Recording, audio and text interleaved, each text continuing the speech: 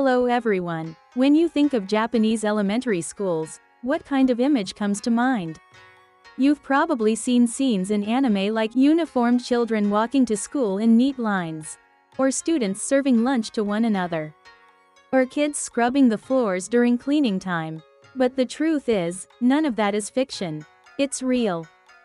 Today, we'll take a look at a day in the life of a Japanese elementary school student, from a foreigner's perspective, while comparing it with the United States, the United Kingdom, Finland, South Korea, and China, and exploring the surprising differences in educational culture along the way. So, let's begin.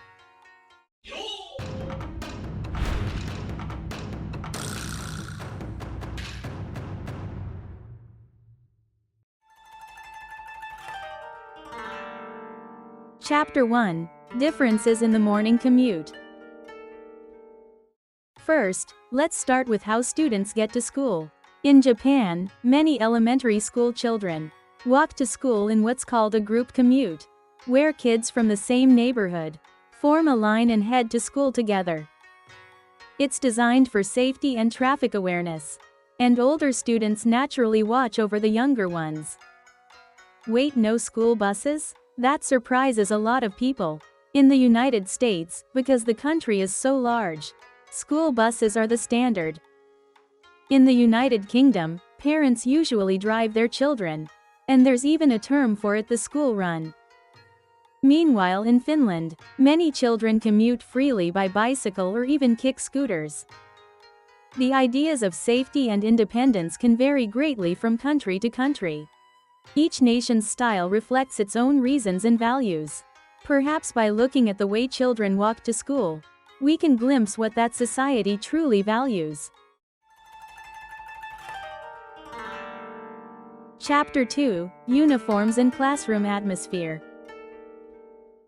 Next, when people think of Japanese school culture, uniforms and orderly lines often come to mind. Some public elementary schools in Japan don't have uniforms, but in many private schools and certain public ones, uniforms are strictly specified, almost like something out of an anime scene. In the classroom, everyone stands during the morning greeting and says, "Bo," before the day quietly begins. Listening carefully to the teacher and following instructions is deeply rooted in the culture. By contrast, classrooms in the United States or Finland tend to feel more casual, where students freely share opinions or discuss ideas in groups.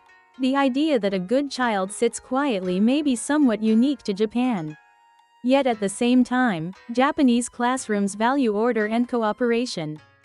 Beginning the day together in silence may help children develop a sense of belonging within a small society. An education that values supporting one another, rather than standing out, is also one of Japan's quiet strengths. Chapter 3. School lunch and lunch culture. Now, let's move on to everyone's favorite time, lunch. Japanese school lunches are almost like a miniature restaurant. Rice, soup, vegetables, and a main dish are carefully balanced, with menus designed by professional nutritionists. And what surprises many people is the system where students serve the meals themselves, called the lunch duty. Wait, elementary school kids actually do that? It can be shocking at first. They look almost like a team of tiny professionals. In the United States and the United Kingdom, lunch is usually cafeteria style, where students choose what they want. In Finland, a free buffet-style lunch is provided, while in South Korea meals are served from a school kitchen. In parts of China, some children even go home to eat lunch. Yet what many countries share is the belief that food education is an important part of learning. In Japan especially, school lunch is not just about eating. It teaches gratitude, responsibility, and the experience of sharing time together. The emotional growth nurtured through food may be the true value of Japan's school lunch culture. Chapter 4. Who cleans the school? One of the biggest surprises about Japanese schools for people around the world Is this the culture where children clean their own school? They wipe down hallways, clean the toilets, and gather the trash. And on top of that, silent cleaning is often the rule. How serious is that? In many other countries, this is almost unimaginable. In the United States and the United Kingdom, cleaning is usually the job of custodial staff. Some people might even wonder, isn't making children clean a form of punishment? But in Japan, it's considered an important part of education that nurtures responsibility and public-mindedness. It's one of the ways children grow as members of society. It almost feels like the world of the anime, Crayon Shin-chan exists in real life. Chapter 5, Classes and the Teacher Relationship. Next, let's look at the style of teaching. In Japan, one homeroom teacher usually spends almost the entire day with the same class. This homeroom system forms the foundation for strong trust between teacher and students. By contrast, in the United States, South Korea, and China, teachers often rotate by subject. Teachers are seen less as strict instructors and more like facilitators or mentors. Another difference. In Japan, students usually speak only after being called on. But in the United States, raising your hand and speaking up right away is completely normal. From these differences, you can sense the contrast between group-centered and individual-centered cultures. It's not about which approach is better or worse. Education always reflects a nation's history and values. Japan's homeroom system and classroom style carry a warmth that tries not to leave any child behind. Through the time they spend together every day, children may learn both security and human connection. Chapter 6, Family, Homework, and Learning Culture. School isn't the only place where cultures differ. Home life matters too. In Japan, daily homework is simply part of the routine. Parents often act as companions in learning, supporting their children's study habits. Helping with schedules or praising effort is a normal part of family life. In the United States, homework is usually assigned by subject, and students are expected to manage it themselves. Planning independently and asking teachers questions when needed are part of a more self-directed style of learning. In South Korea and China, some students even attend 3 or 4 cram schools after class. You sometimes hear stories of elementary students sleeping only 3 hours a night.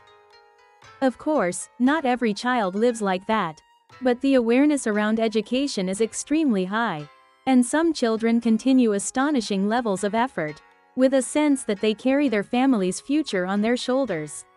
Meanwhile, in Finland, there is very little homework. Parents rarely intervene, and children's independence is respected.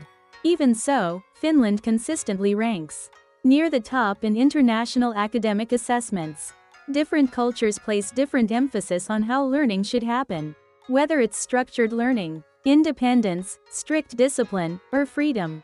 Each reflects a way of caring about children. Japan's emphasis on steady daily effort reflects a culture that respects perseverance and believes in growth. Perhaps what matters most is recognizing that every approach has its strengths and understanding the values behind them. Chapter 7, How Culture Shapes Education. When you look at it this way, life in a Japanese school really does feel just like anime. But it isn't fantasy, it's culture itself. School lunches, cleaning time, group activities, classroom duties. All of these are systems designed to nurture cooperation, discipline, and public responsibility. Meanwhile, countries like the United States and Finland emphasize personal freedom and independence. In South Korea and China, competitive learning shaped by entrance exams often begins at a young age. And the energy of families supporting that effort is incredibly strong. Behind it lies a deep parental wish to give their children a better future, which in turn forms a culture that respects hard work and achievement. There is no single correct answer. Every nation's education system reflects its own ideals and realities, and behind them are adults who seriously ask, What is truly best for children? Japanese education has long valued growing together with others. Meanwhile, some countries emphasize individuality, others discipline, and others freedom. But all of them begin with the hope for children's future. What matters is not simply comparing differences, but sensing the genuine care for children that flows through each educational culture. And perhaps from that, we can start asking ourselves a deeper question. What is education, really?